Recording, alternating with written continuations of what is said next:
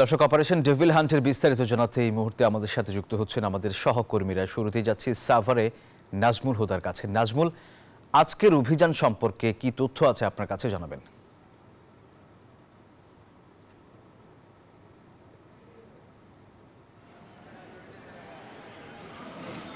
সোহাগ, আপনাকে ধন্যবাদ। আপনি যেমনটি বলছেন এবং অপারেশন ডেভিল হান্ট সেটা কিন্তু এখন চলছে এবং রাত ভরে কিন্তু আওয়ামী লীগ নেতাকর্মীদেরকে ধরতে কিন্তু বিভিন্ন জায়গায় অভিযান চালিয়েছেন। এখন পর্যন্ত সাভার, ধামরাই, আশুলিয়া এবং ধামরাইতে সাবেক রুয়াল ইউনিয়নের সাবেক চেয়ারম্যান সহ এবং এছাড়াও আশুলিয়াতে আরও 2 জন এবং সাভারে কিন্তু 12 জন।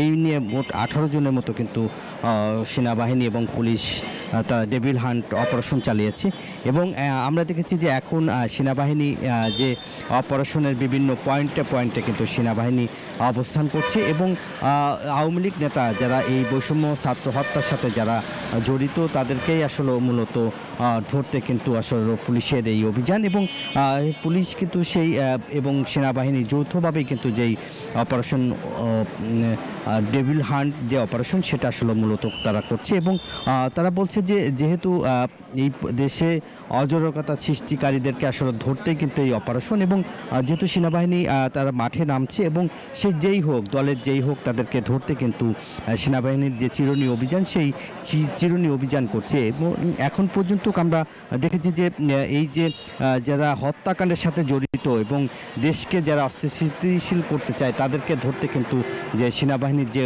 অভিযান সেটা কিন্তু আসলে মূলত করছে এবং আমরা যদি দেখাতে চাই যে সেনাবাহিনী এখনও যে বিভিন্ন পয়েন্টে কিন্তু তারা অভিযান চালাচ্ছে, সেখান থেকে আসলে যারা দোষী অপরাধী যারা একাধিক মামলার আসামি রয়েছে তাদেরকেই কিন্তু আসলে ধরতে এই অভিযান চালাচ্ছে সেনাবাহিনী এবং তাদের যে অপারেশনের যে কার্যক্রম সেটা কিন্তু তারা বলছে যে যেহেতু তারা বিভিন্ন রাতেও কিন্তু যে কয়েকটি চেকপোস্ট বসিয়েছেন এবং যারা দুষ্কৃতিকারী তারা যাতে দুষ্কৃতিকারী যাতে করতে না পারে সেই কারণেই কিন্তু অপারেশন যে ডেভিল হান্ট সেই অপারেশন তারা আসলে করছে।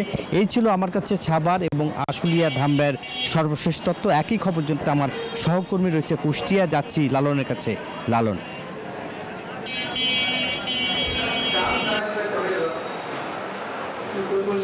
নাজমুল, আপনি যেমনটি বলছিলেন কুষ্টিয়ার চিত্রটা একটু ভিন্ন বলছি এই জন্য যে আসলে যেহেতু একটু মফস্বল জেলা, আমি এইখানকার যিনি পুলিশ সুপার রয়েছেন আমি তার সাথে কথা বলেছি।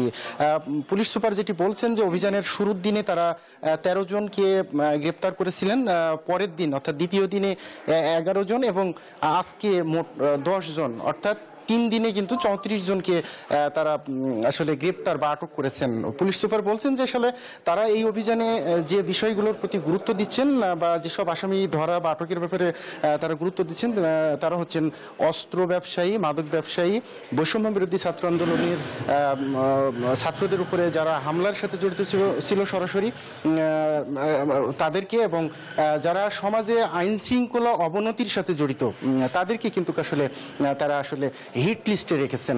পুলিশ সুপার বলছেন যে এই অভিযান অব্যাহত থাকবে। প্রতিদিনই কিন্তু আসলে পুলিশের যে নিয়মিত কর্মকাণ্ড বা কার্যক্রম তার অংশ হিসেবে কিন্তু আসলে তারা নিয়মিত এটি করছেন, পাশাপাশি গোয়েন্দা নজরদারি বাড়িয়েছেন।